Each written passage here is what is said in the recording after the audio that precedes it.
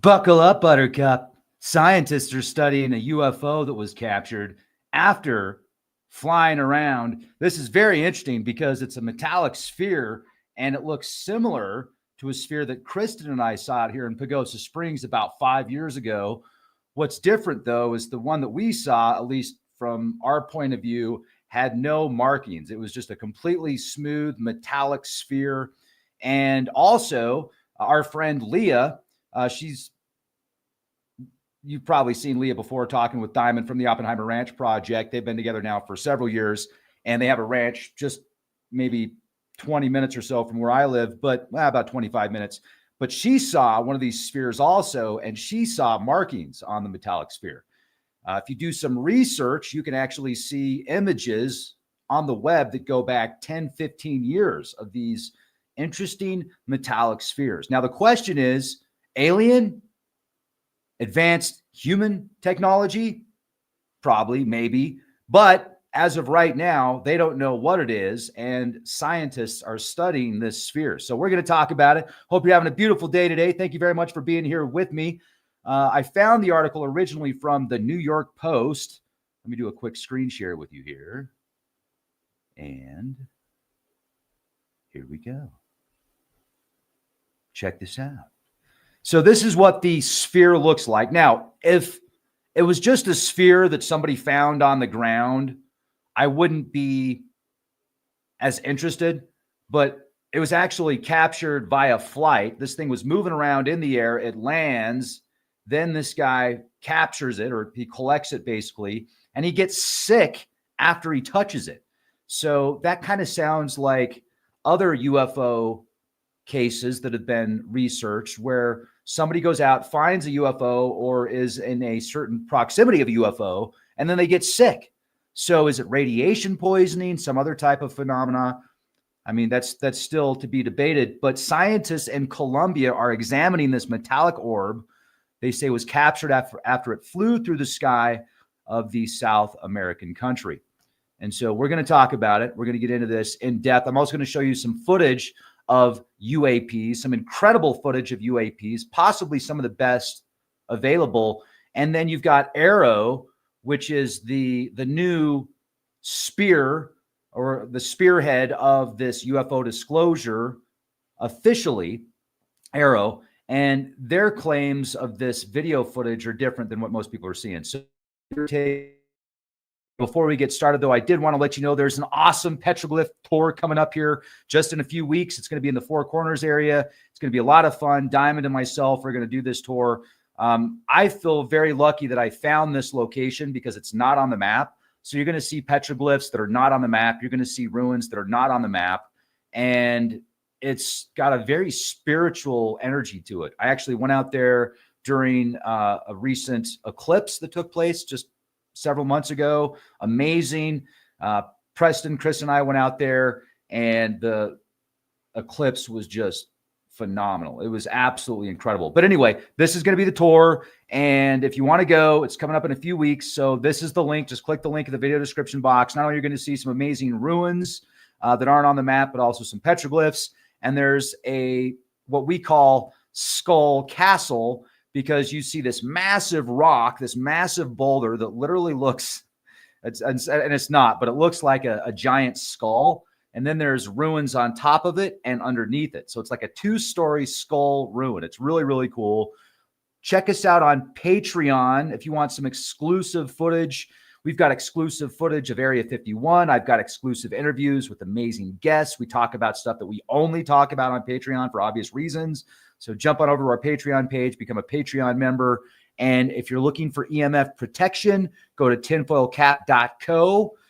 We have all sorts of testimonials, people sleeping better, feeling better with this EMF blocking gear. You can get it literally that will block your head all the way down to your toes. We've got Faraday cages for your phones. So tinfoilcap.co, check it out. All right, let's get into it. So what happened in Colombia? Scientists are currently studying a mysterious metallic sphere that was discovered in Buga, Colombia, just a couple months ago. It's a metallic sphere, and it has these decorative etchings, and it's reported to have no visible welds or joints. The object was filmed flying erratically through the sky before it reported crashing near Buga. An X-ray analysis found the sphere to be 3-layered with different densities. Researchers studying the sphere, including radiologist Dr. Jose Luis Velazquez, noted the lack of welds or joints, which is unusual for a man-made object of its kind. Some individuals, including researchers, suggest the object could be an extraterrestrial, unidentified flying object. However, others, like physicist Julia Mossbridge, expresses skepticism, saying, "Oh, this is a beautiful piece of art. What a great art project." Well, yeah, it's a great art project, but this thing was spotted flying in the air with no thermal signature. That's a pretty cool art project. They must be a little bit advanced in their art project. And doing some more research, when you research some of these symbols and some of these etchings, it actually has the Ogham alphabet, which is a unique ancient alphabet used primarily to write early Irish. It doesn't have the whole alphabet, but it has Ogham symbols, Ogham letters. It's characterized by its vertical stem line, which notches or lines across it, representing the 20 letters. This alphabet, which was in use between the 4th and 9th centuries AD, is often referred to as the Gaelic tree or the alphabet or Celtic tree alphabet because the letters are associated with trees. So you will actually see this and Mesopotamian writing on this very interesting metallic sphere. So what the heck? Is it like DARPA? Is DARPA doing some project where they're like, you know what? Let's freak everybody out. Let's make this metallic sphere with characteristics that would appear to be alien, put some ancient characters on it, and then fly it around. Let's drop, and we'll have it land in an area where people can go collect it and then research it and then say, oh, we don't know what it is. It's got to be aliens. So we're going to have alien disclosure, fake alien disclosure. I mean, that's a theory, but it's just a theory right now. We don't know what this thing is. I think it's pretty freaking cool. And I think it's amazing that they were able to capture this thing flying around in the air without a thermal signature. It lands, and now they're studying it. I wanted to share some more information with you that I thought was pretty interesting. Let's go to this right here. So also, Japan, their defense ministry is asked to launch an office on UFO anomalies. Japan Defense Ministry has been asked to launch an office specifically tasked with tackling UFOs and anomalies, which are formally referred to as unidentified anomalous phenomena, UAPs. This request was made by a cross-party group of Japanese lawmakers who handed a proposal to the current defense chief. The proposal describes such sightings as realistic and serious national security concerns. The lawmakers highlighted that Japan has failed and fallen behind in response to UAP, and that security or securing the safety of its territorial airspace and waters is an urgent matter. They're advocating for the establishment of a Japanese equivalent of the U.S. All-Domain Anomaly Resolution Office, ARROW, which was created in 2022 to lead efforts to address UAP through a scientific and data-driven approach. The proposed office in Japan would focus on collecting and analyzing UAP-related data, disclosing relevant findings to the public, and regularly reporting investigation results to the Japanese parliament. Cool. Pope Leo, some think, could be key to UFO disclosure. An ex-Vatican advisor says, according to Daniel Sheehan, a former Vatican advisor, the newly elected Pope Leo could play a significant role in the Vatican disclosing information about extraterrestrial life. Sheehan believes this could be a pivotal moment for humanity's understanding of its place in the universe. He suggests that the disclosure could happen in the next few years, aligning with potential disclosure from other world governments. Now, they've been saying this for years. I mean, it's like every time there's a new pope, this pope's going to be the one that discloses aliens. This pope's going to be the one that discloses extraterrestrials. Here's the carrot at the end of the stick. They love to dangle that carrot at the end of the stick. They've been saying this for years, and I really doubt there's going to be any more disclosure than there already has been. They're just going to rehash ancient stories, old news, and it's going to be this cyclical thing because they've already said, the Vatican, I mean, correct me if I'm wrong here, but didn't the Vatican say several years ago that if there were extraterrestrials the Pope would be happy to baptize them, basically. So, I mean, they're throwing hints out there constantly. And if anything, in my opinion here, they've been here as long as we have, if not longer.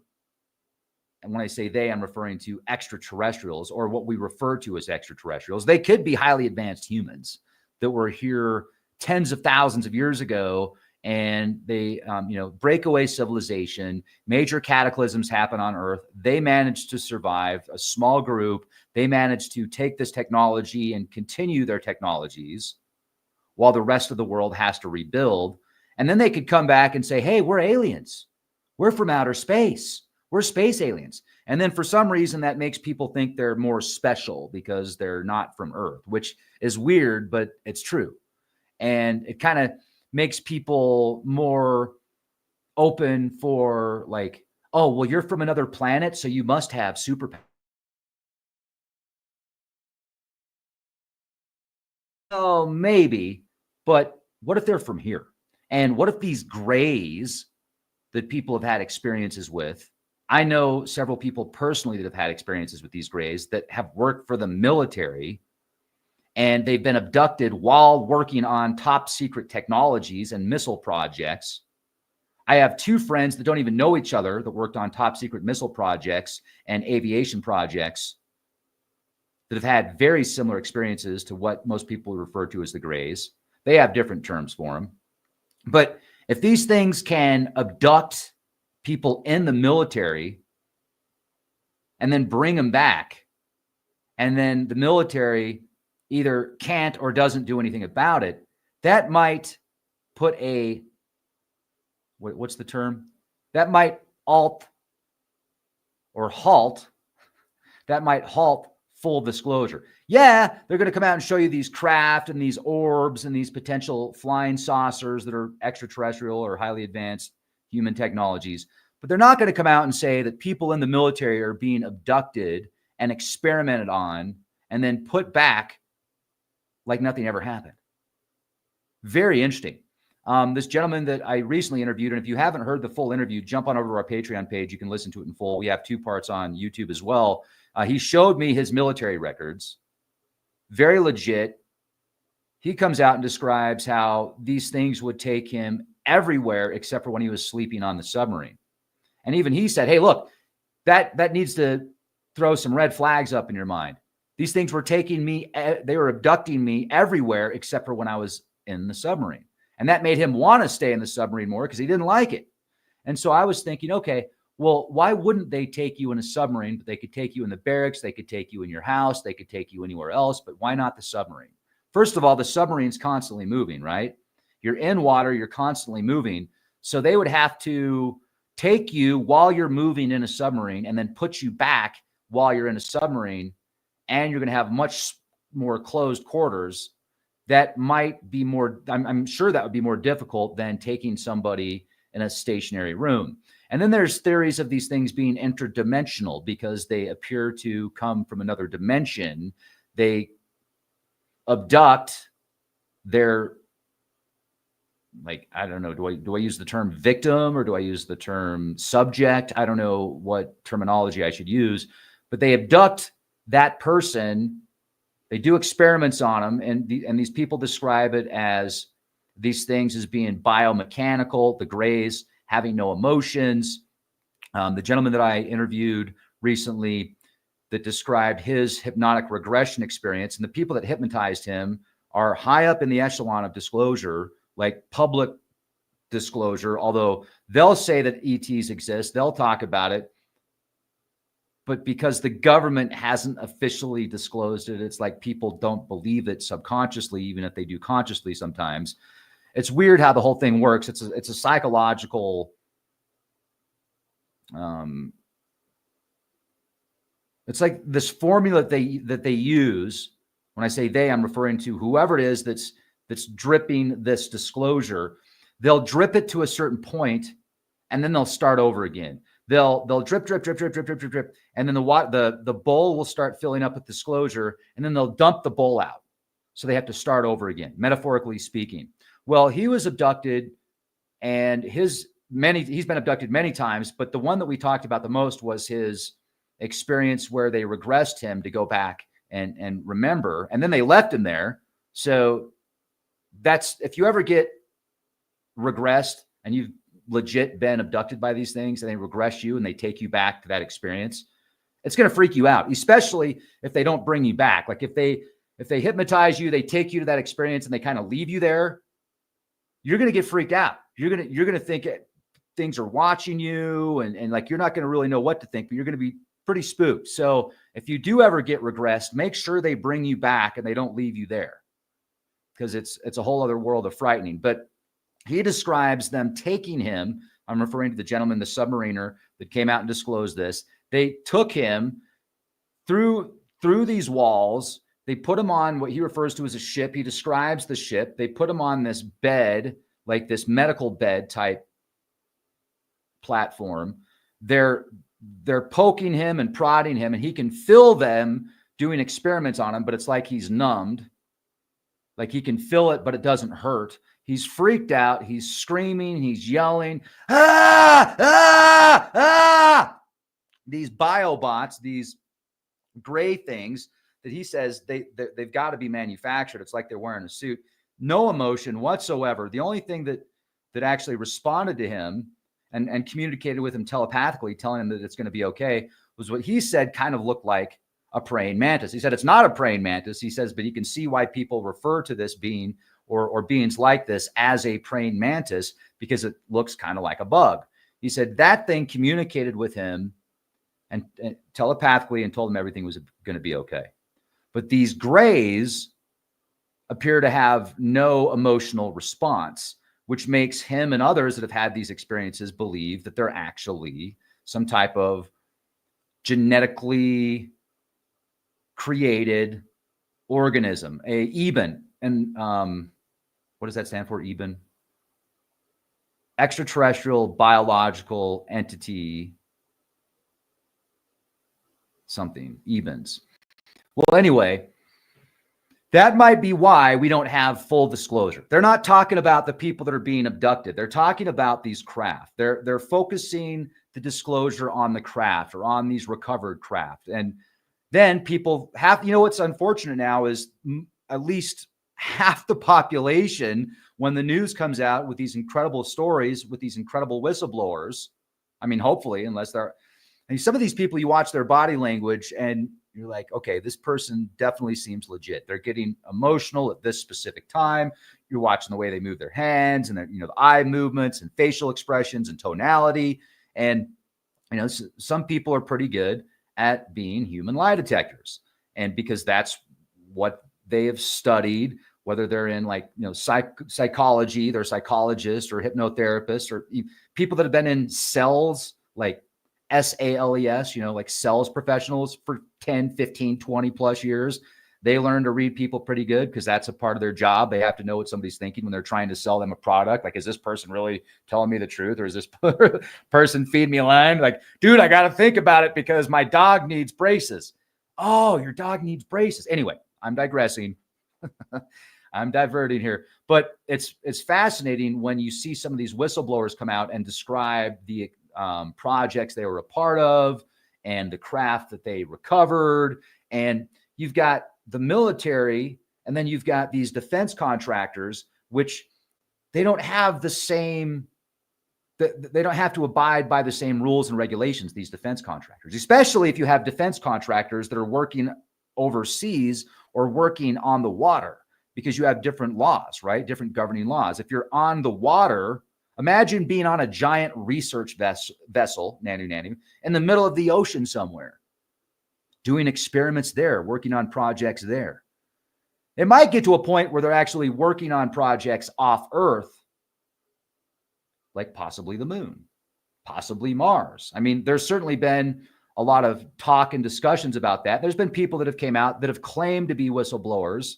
And I'm not talking about those that, like the 40 and back bull crap, where people are like, yeah, man, I went to Mars and then I was out there for 40 years and we saw spiders. Yep, we saw spiders out there. And then they brought me back into this body. And now I'm here to tell you all about what it was like on Mars and how I was out there for 40 years. No, first of all, like if there was somebody that actually went to Mars in a project where they go to Mars for 40 years and then they come back, I really doubt the military is going to let them talk about it. And if they do, it's going to be for some purpose, for some reason. But you better have some damn good evidence. You better have some solid evidence that shows you were out there. And when people like me interview you and I ask you what you saw out there for 40 years and you tell me you saw spiders, and that's really the only response you can give me, yet you've got your own TV program on another network claiming that you went to Mars and back, I'm going to call BS on that. Like, anyway, so there's a lot of nonsense out there. And clearly, I think a lot of you are waking up to that. But there's some legit experiencers out there and legit testimonies of people that have had experiences that we can't explain unless it's a breakaway civilization, highly advanced breakaway civilization, maybe a extraterrestrial civilization. But let's go back and talk about the interdimensional theory here. So they could be interdimensional. They could be from another dimension, but they could also be using technologies that allow them to go through walls and take you through that wall to their ship or wherever it is they're taking you. They have the ability to manipulate time and space. So you think they're interdimensional, but they're really not. It's the technology that makes them interdimensional. They could be in the oceans. They could be under some giant mountain in some underground facility. They could be off Earth. They could be on the moon. Could be all of the above. Like, you can't prove they're not, and I can't prove that they are. That's where we're at right now. So we're at a position, as I said before, here at Lead Project, like, we're going to take everything that we research, and the best thing to do right now is it's bullshit until proven otherwise. So you can't prove to me that there aren't extraterrestrials abducting people, and I can't prove to you that there are. But what I can do is I can introduce you to people that have had these experiences, that claim to have these experiences. And if you're a human lie detector, you can see that they're telling the truth. At least they believe they're telling the truth. And then you can have people on that make these claims that are so ridiculous, you can tell right away they're full of it. And they're into like fluffy bunny UFOs, and they're speaking nonsense. So with that in mind, there's plenty of data, plenty of evidence, plenty of people that have had these experiences on and off air that have talked to me publicly and privately, very similar experiences, that we're not alone, folks. There's something out there that has most likely been manipulating and tweaking mankind and civilization for thousands of years. And here's another question. If these things can abduct people while they're sleeping in the barracks, working on top secret projects in the military, if these things can abduct people, take them onto a ship, do experiments on them, and then put them back like nothing ever happened, who's to say they can't do that to anybody? Who's to say they're not doing that to everybody, especially people that have very high levels of position, like very high position of power or influence or money or politics or CEOs? Anybody that's going to have a huge influence, who's to say that they wouldn't abduct that person or those people to do little, I don't know.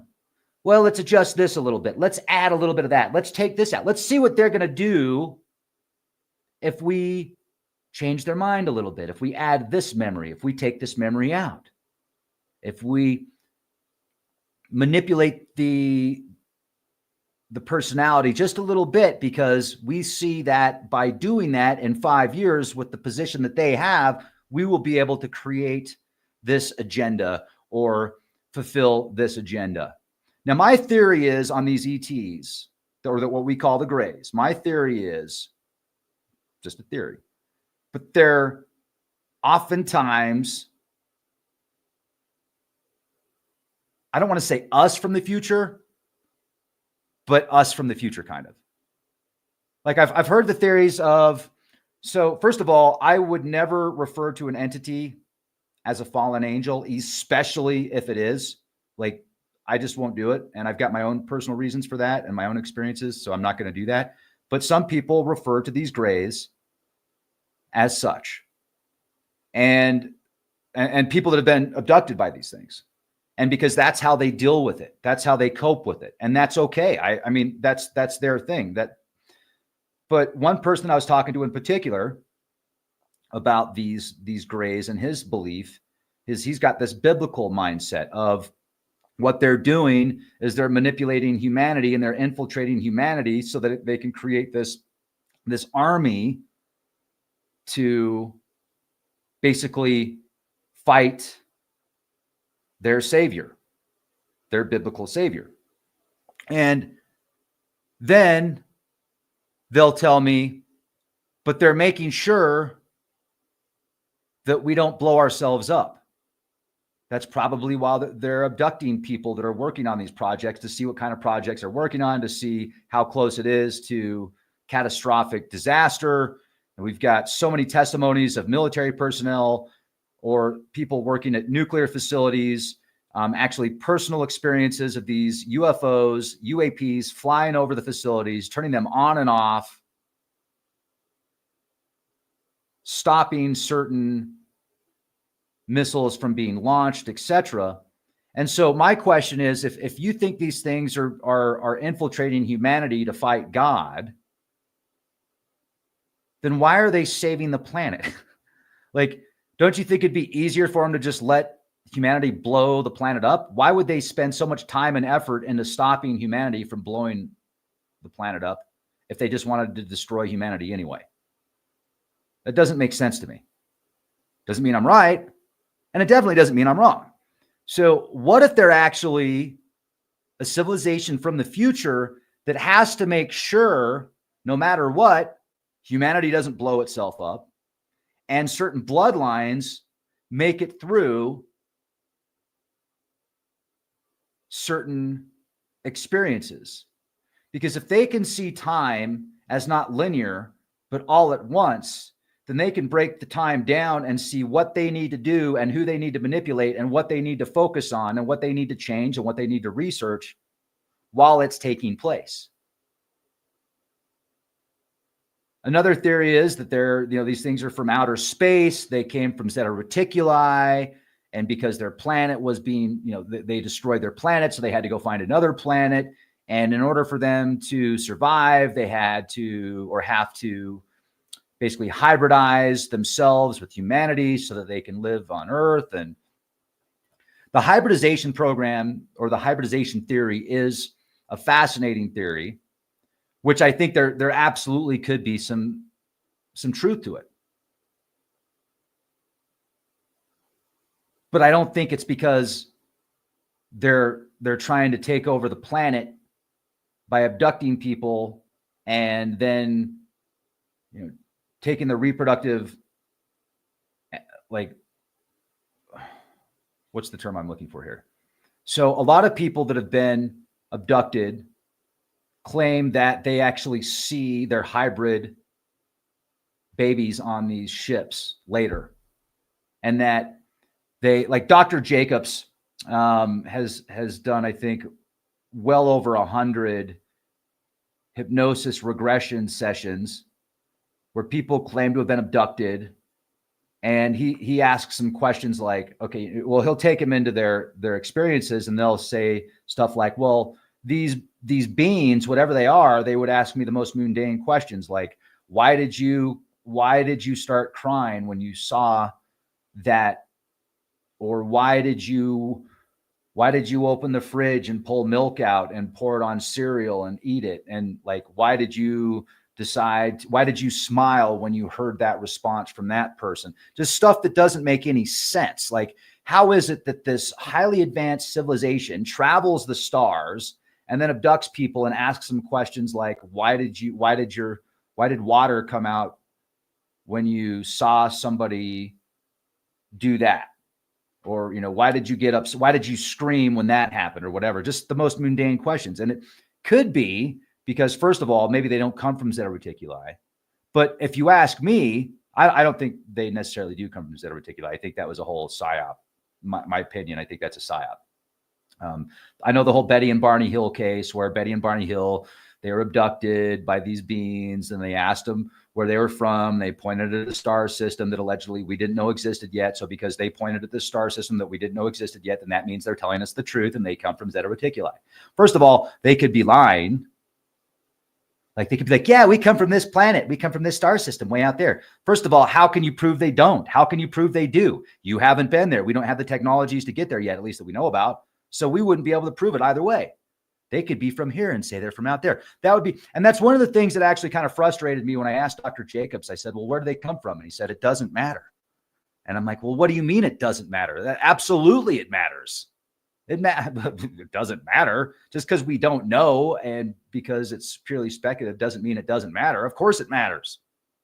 Anyway, so if you have an alien species or a non-human species that is so disconnected from our reality and how human nature works, like you have the emotional gene taken out, but you have the, you're very smart, you're very intelligent, but your emotions, you don't have any.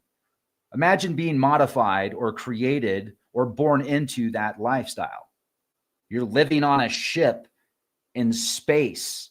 You're not going to have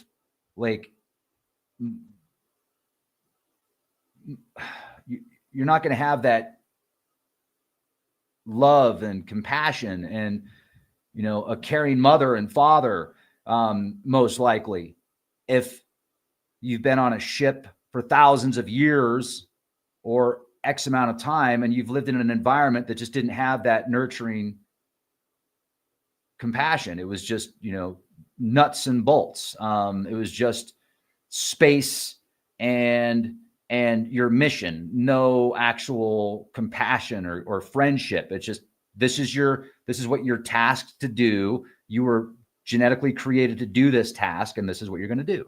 It would be very interesting. So as a species that doesn't understand humanity, and you're taking these people while they're sleeping and abducting them and then this is all hypothetical here, but I'm just attempting to understand, as a alien species or non-human species that is abducting people and doing experiments on them and then asking them questions and then potentially creating a hybrid race.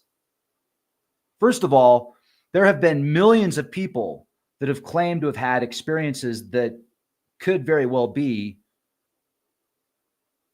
non-human interaction or non-human abduction. And so many people have claimed to have had something done with their genetics or have seen what they think is like their hybrid child, that I wonder if this is happening and there's this hybrid race that's being created, like how many ships do you need? And how is it that these ships can continue? Like if they're abducting hundreds of thousands of people or possibly millions of people, how is it that we don't have more evidence of these ships?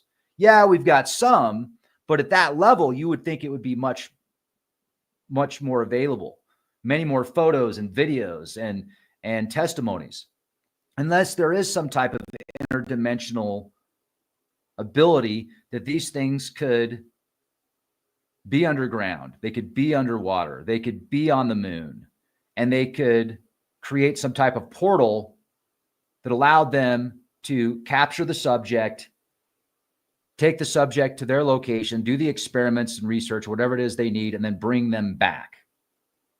Now, if they could do it in a way that isn't physical, but spiritual, then it would be even more fascinating and frightening. And a lot of people describe those describe their experiences as they're not sure if they took them physically, but it felt physical, but it could have been like an out-of-body experience. Now, I've had several out-of-body experiences, and it's awesome.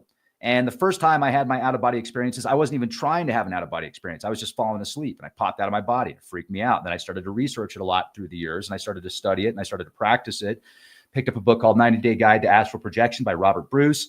Amazing read. It actually gives you step-by-step instructions and directions on how to have an induced out-of-body experience. And when you have these experiences, before you pop out of your body, you will feel this vibration. You will feel like your bed is shaking. You will feel like your body is shaking. Like as I've said before, if you've got a cat or a dog, and let's say your cat or your dog's at the foot of the bed, while you're going to sleep and it's, it's scratching itself or cleaning itself or whatever. It's kind of like that. It feels like everything's shaky. But then that's what happens before you pop out of your body. And many people that I have interviewed and talked to on and off air have described very similar experiences before their abduction experiences, where they felt this shaking, this vibration, this sound. There's a sound there as well.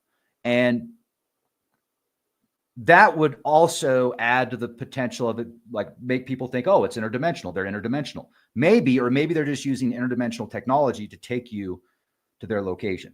So one of the things that's interesting, though, is like we can go back and read biblical scriptures, possibly even older scriptures, ancient Sumer and Babylon and Akkadian, that could be describing interactions with non-human beings. Now, a lot of the older stuff that people have taken to believe they're like the Ezekiel's will, as an example. A lot of people think Ezekiel's will is a spaceship. But if you go back and you read Ezekiel's will and you study astrotheology and you study the zodiac, you'll most likely come to the same conclusion that it is referencing the zodiac. And a lot of the ancient alien hypothesis or the ancient astronaut theories, you can completely debunk with the zodiac and with the stars and the planets and the constellations. There is some stuff out there that you can't, though. But the majority of it, especially the stuff that's been pumped out on the mainstream television, where they think everything's alien, like, oh, it's aliens, it's aliens, it's aliens, it's all aliens. That's because it's aliens, man. It's aliens. Most of it is not aliens. Like a lot of these petroglyphs they say are aliens are not aliens. It's plasma. It's some type of event that took place in the heavens, in space, that our ancestors saw that was so fascinating. They decided to stop what they were doing, like hunting and gathering and taking care of how difficult it would be 1,000 years ago to take care of your family in an environment where you're a hunter and gatherer. It's going to take a lot of time. I mean, you're going to have to be pretty in tune with the earth. So to stop that and then etch these petroglyphs in stone, the similar petroglyphs we've seen around the world from different timelines. Well, if it wasn't a global trade network, then how did our ancestors and how did the natives from different tribes and different lands, how did they see and etch these almost identical symbols in the rock if they weren't trading together, if they weren't working together, unless they saw something that took place? It was so fascinating, they put it in stone. Now, another theory on this, on these major catastrophic events, is when these catastrophic events take place, and actually Diamond from the Oppenheimer Ranch Project brought this up to me, and I thought it was a fascinating theory. And he kind of brought it up as maybe, but I think that there could be a very strong possibility. What if these beings, these highly advanced beings, show up before and during and after these major cataclysmic events to help humanity? And they're not, and of course we're going to freak out if we get abducted by something, takes us into a spaceship. We can't move. We see these gray beings like working on us. We can feel something going into our back and our body, but we don't really know what it is. It doesn't hurt, but we can feel it because there's pressure there. Of course, we're going to think they're evil. They're, demonic or whatever, if that's the mindset you have. But what if they're really actually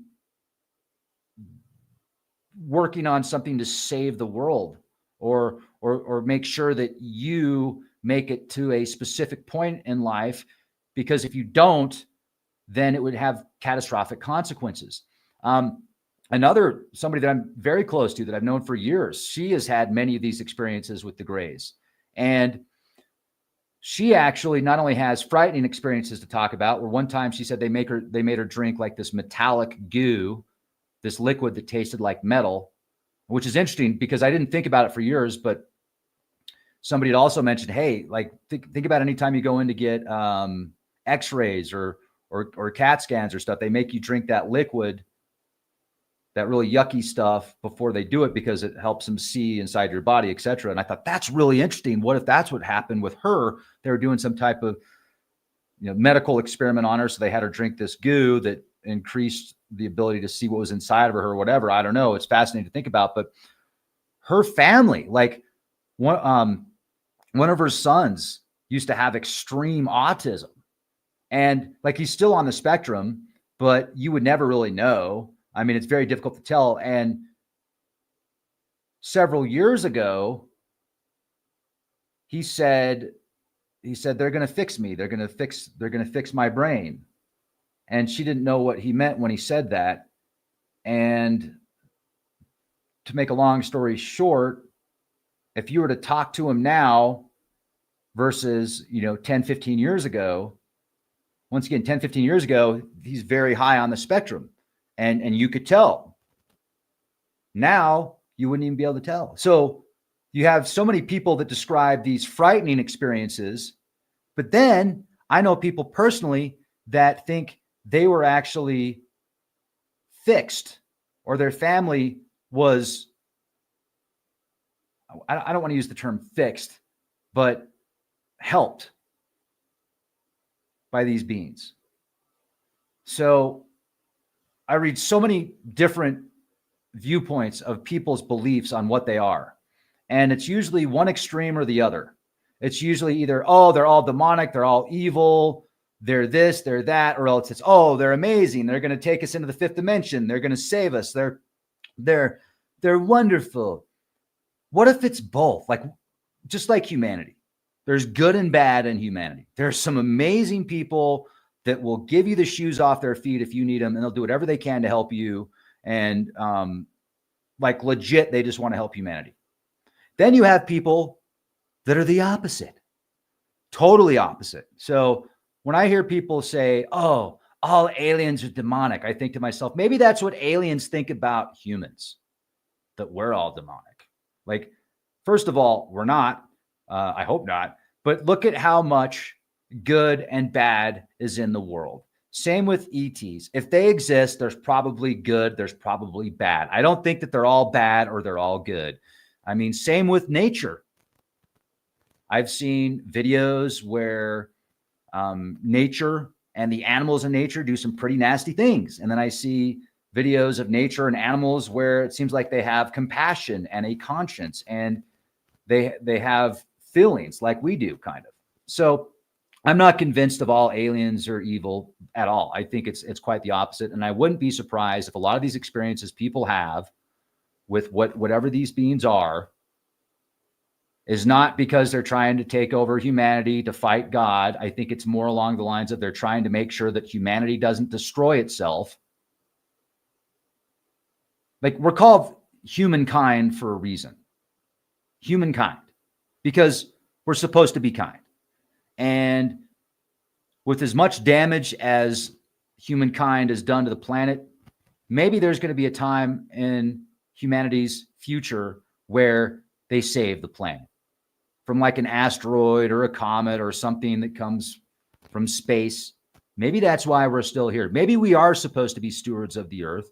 And along the way, there's a lot of ups and downs, yin and yang, and we're learning as a species. We are advancing because we are questioning the narrative. We're questioning the past, and we're realizing there's a lot of history that's been suppressed, whether on purpose or not. I would say both could be true.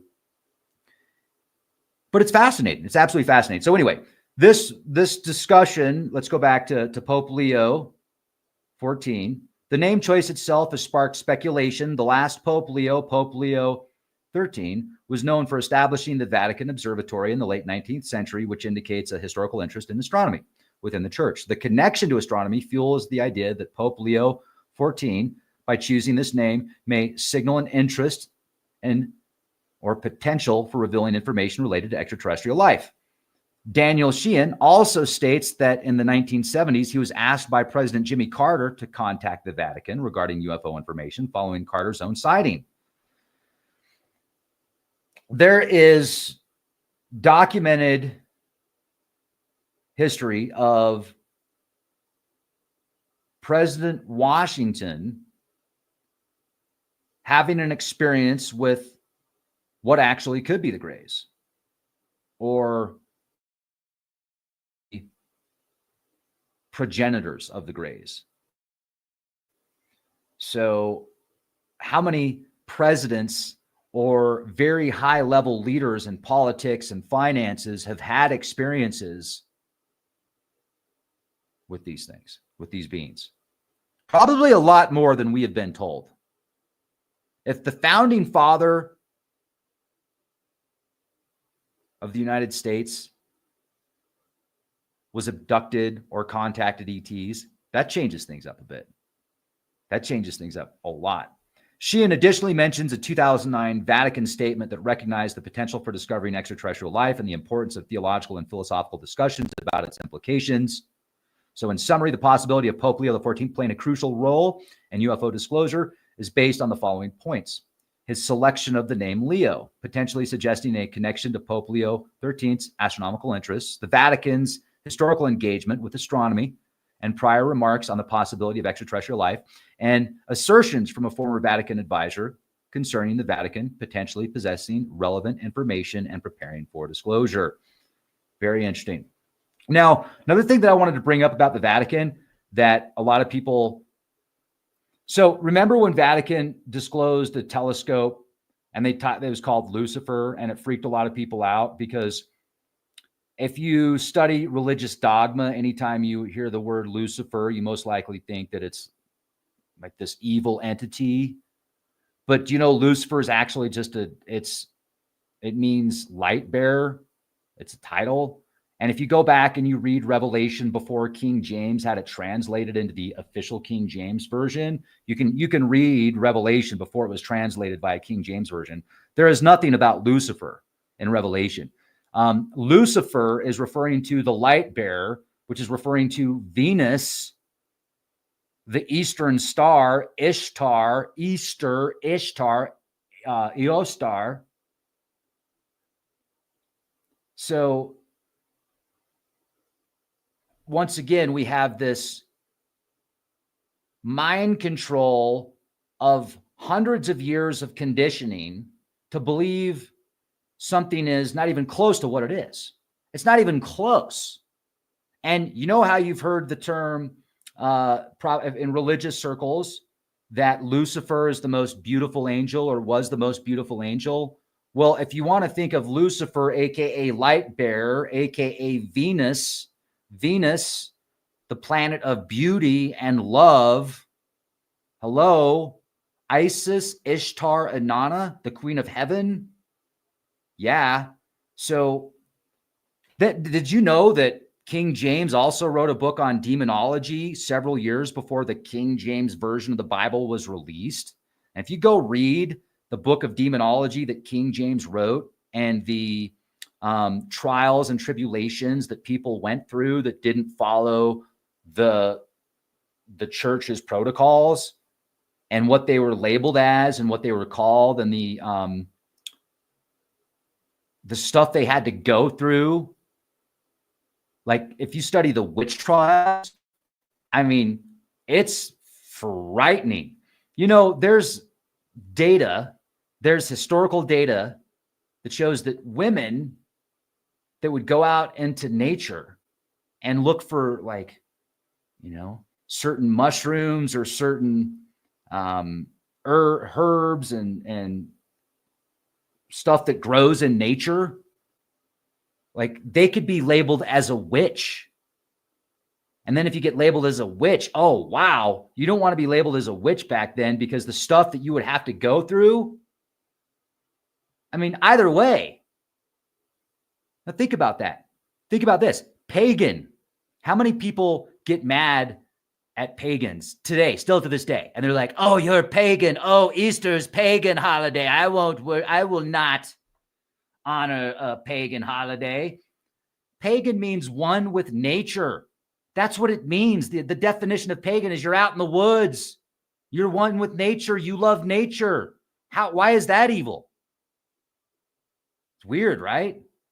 So I'm bringing this up to put a perspective in those out there that have maybe been taught a certain way to think certain things are bad, when in reality, it could be the exact opposite. It could be the exact opposite of what you have been taught. But to get mad at somebody or to think down upon somebody because they love nature, I mean, and then research what happened to people that were called witches or warlocks just a few hundred years ago.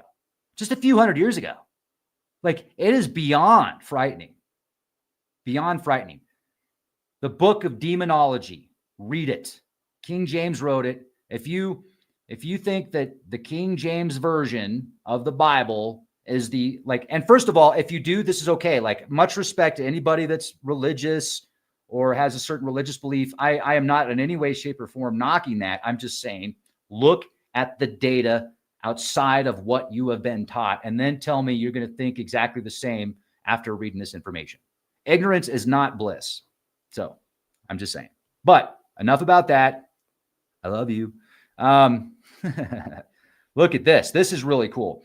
This was a video taken by pilot George A.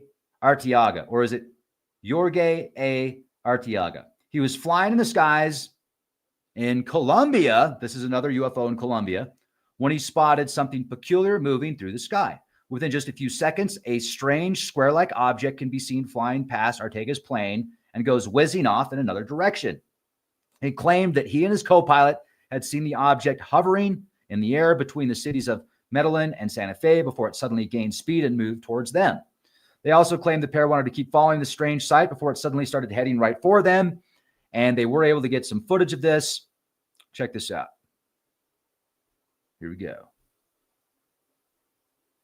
Oh, never mind. It looks like I've got an ad.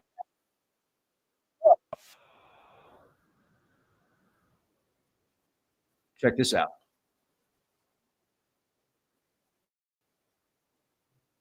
Dang it. There we go. All right. This was the one in 2013 that shows this object that appears to split in two. It appears to split in two, flying extremely fast. It doesn't have your typical thermal signature. It was captured by an infrared sensor on board a U.S. Customs and Border Protection aircraft over the Rafael Hernandez Airport near Puerto Rico, April 26, 2013. The UAP seems to move at high speeds, split into two objects, and fly into and out of the ocean. A subsequent assessment by the U.S. Department of Defense All-Domain Anomaly Research Office found that the event can be explained as a trick of perspective, in which two slow-moving objects traveling linearly near to each other only appear to be a single object splitting into two and do not enter the sea at any point. The appearance of the U.S. DoD visual information does not imply or constitute DoD endorsement, the U.S. Department of Defense. So they're saying it's just a trick of the eye. It's not going that fast. It doesn't go into the water. And there's two objects really close to each other, not just one. Let's see this is the footage directly from Defense Visual Information Distribution Service. This is the actual video. Let's watch it right now. This video is almost 4 minutes. Here it is. Now, I remember one time I was watching somebody from Arrow debunk a video that people thought was a UFO or a UAP. And then they started talking about trigonometry, like they did the math, and based upon the trigonometry, they were able to verify that it wasn't really moving as fast as we thought it was. And I thought, you know what? What a great way to debunk something. Well, we did the trigonometry on it, and based upon our trigonometry calculations, it's not really moving that fast. You just think that it is. Like, how many of us are going to be like, oh, well, let me see the trigonometry. I know there's people out there. I know I can think of a few people in particular, but how many people really know trigonometry well enough to say, oh, yeah, you're right. I did the trig on that, and it's based on the numbers here. It looks like it's not moving that fast. It's a great way to debunk something without debunking it. Just throw out trigonometry or calculus or these big words that most people don't really understand unless they do the research on it. And then they're like, oh, okay, that makes sense. They did the trigonometry on it, and it's not really that fast. I totally get it now. My eyes are playing tricks on me. Oh, man. I love it. So let's read through some of these comments here.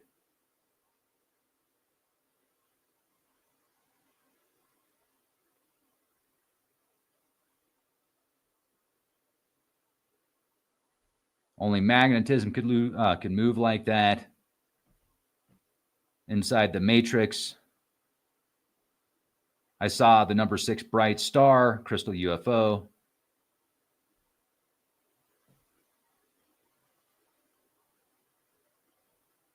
Yeah.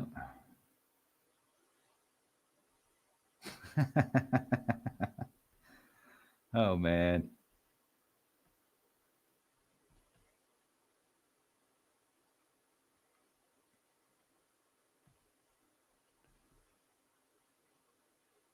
Fish cheese spread said, I saw it perfectly. It went 150 feet over my house at 150 miles an hour. How do you know it was 150 miles an hour? And how do you know it was 150 feet? That's pretty good.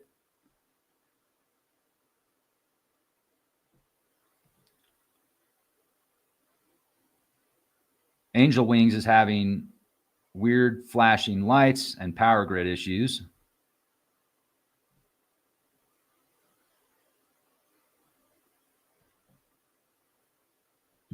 William says that thing is hauling. Just look at how fast it flies over that building. Yeah, I know, but based on the trigonometry, based upon the trigonometry, it's not that fast. It's just an optical illusion, they say.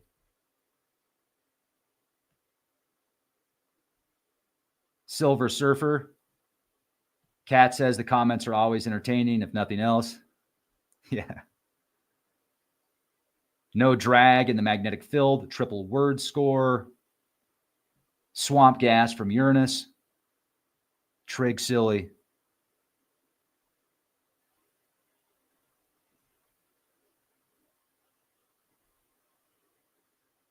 Angel Wings, look at some of MRMBB333 videos. He has been showing those same activities across many cities in America.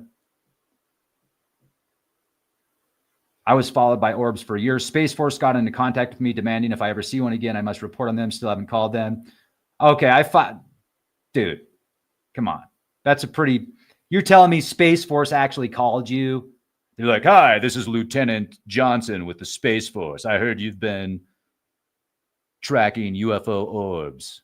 Well, next time you see one, you better call me or else. Like, really? Come on, man.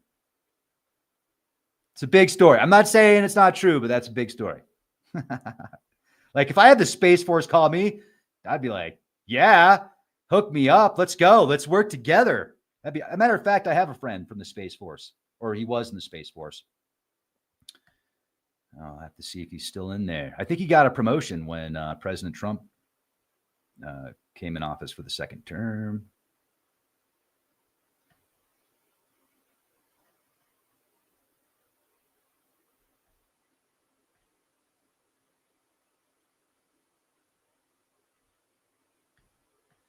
Chris says, think I saw something odd like this in Jersey City, flying in pairs. They were going from like a spherically shaped to cube-like. 2 flew from all the way behind the World Trade Center across to JC.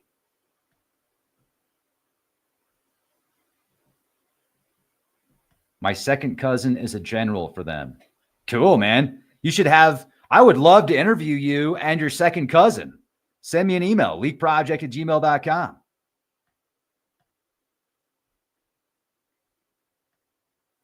Hey, what's up, Angela? How you doing? We got Utah Spice in the chat.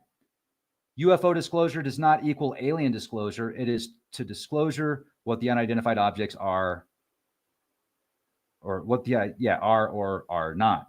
Yeah, I couldn't agree more.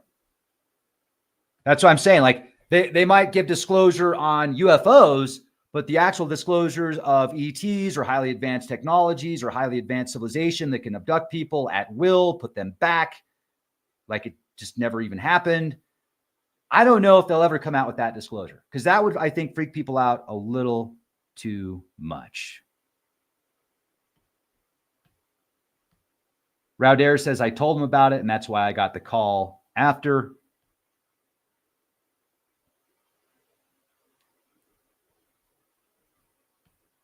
There have been many flights and airports over the past year that have had drones swarming them, but the drones that were swarming these airports are most likely human type drones, not this like orb type drone technology. Maybe not.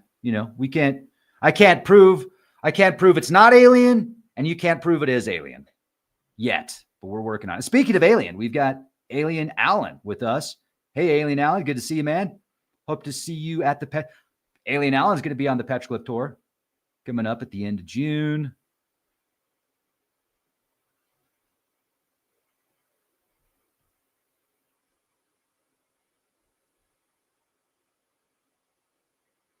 Claudette says, I've watched the sky since 2017. Here, let's watch this again.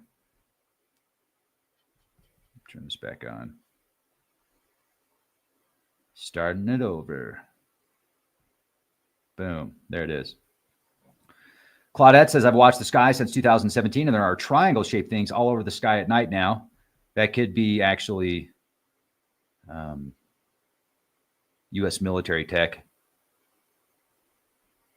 The government knows, and they allow the UFO conspiracies thrive as a cover. Possibly. Fish Cheese says, this wasn't a dot 30,000 feet up. It lit the ground up as it went over. Amazing. Let's take a look at this for a minute. I mean, this thing is hauling, but trigonometry says not very fast. So your eyes are just imagining things. And it's two objects, not one splitting into two. Okay, so equally as fascinating, if this is two objects that are so close together, they're able to fly this close together where it appears to just be one object, and then they break apart, or they break positioning, and they start flying away from each other. Like, what's the point? Who made this? What is it doing? Is it just gathering recon? Is it just showing off? Is it just taking a stroll? It's just, it's a typical stroll through the air. I don't know. But I find this very cool. And I also find it very cool that now they're showing us this alleged orb that was flying, and then it lands. They get it. The guy that captures this says he got sick after. And there's no seams.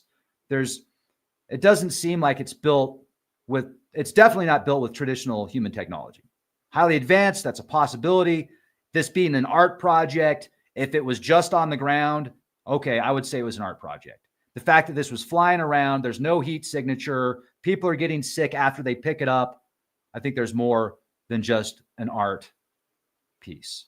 Now, with that in mind, I can go back several years ago when there were those monoliths. Remember the monolith news? Like, there's this monolith that pops up outside of Moab, Utah. I was there, by the way. I saw it. I made it to that location. It was so cool. And when I got there, folks, and I looked at this monolith that popped up that people are still saying it's alien. It wasn't a freaking alien monolith. You could see the concrete cutter. You could see where they used a concrete tool to cut the rock to put the monolith there. You could see where they used these clearly power tools to put it in there. But to this day, people still say it was an alien monolith. The aliens put it there. The day after I saw the monolith, it disappeared. Oh, yeah. The monolith disappeared the day after I saw it. Then all these other monoliths started popping up around the world, and people are like, it's alien, it's alien. I'm like, oh, yeah. Well, the alien stopped at Home Depot and picked up a power tool to cut it into the rock.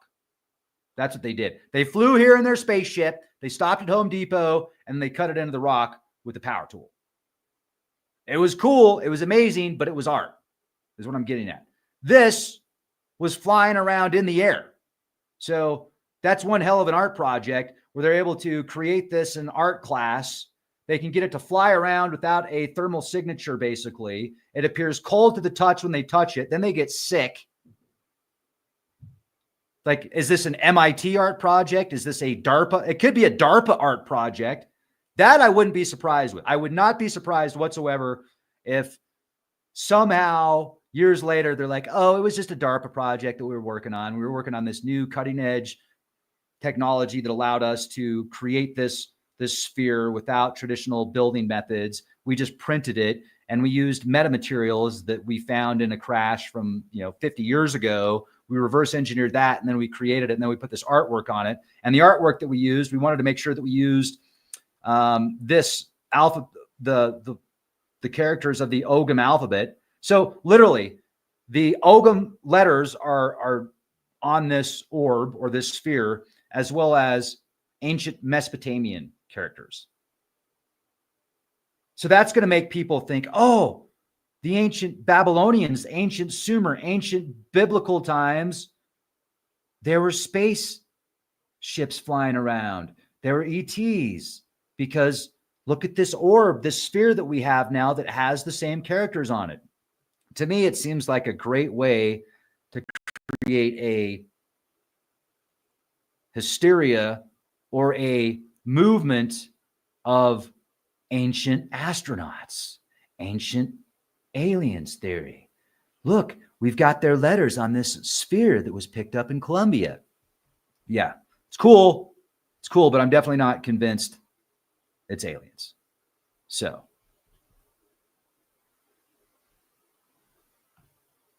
thank you for watching. Oh yeah, what else we got? We got a little bit more. We talked about Japan and how Japan's defense ministry asks to launch office on UFO anomalies.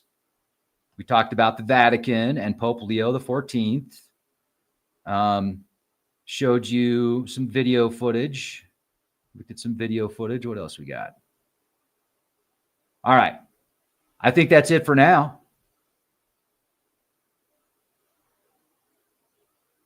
Emily says, oh, wow, it's related to Celtic people, so that means that it's Druids, then Pleiadians. I mean, maybe. Or it could just be an elaborate hoax made in some cutting-edge defense laboratory, and they're like, you know what? We need more money for funding. We need more money for space aliens. We need more money in satellite weaponry. So let's do this. Let's make a sphere in our lab. Let's print it with our most latest technology, and let's put some Celtic letters on it, and let's put some ancient Mesopotamian letters on it, and then everybody's going to think it's space aliens and that ancient astronauts are real. I mean, once again, maybe, maybe not. Still pretty freaking cool. And do me a favor, check back daily for new content, hit the bell for all notifications. And you know what? You may not get a notification anyway. I mean, because for whatever reason, a lot of people that have been subscribed to Week Project for years, when they show up, they're like, Rex, I don't get your notifications. I've hit the bell multiple times. For whatever reason, I'm not getting notifications. Well, if anything, I'm going to take that as a badge of honor. I'll take that as like a compliment. I guess I'm on an island somewhere.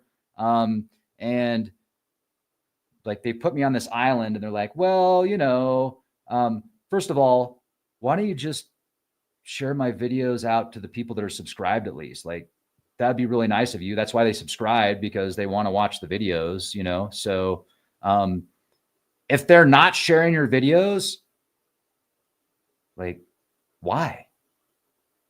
Weird, right? I guess we're scary here in the basement talking about entertainment purposes only stuff, you know, live action role play stuff, but whatever.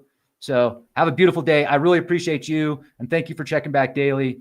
And do me a favor, if you would, please share this video out. Just like, you know, put it on your social media, send it out to a family member or a friend, and hit the thumbs up if you would, please, and be the change you want to see.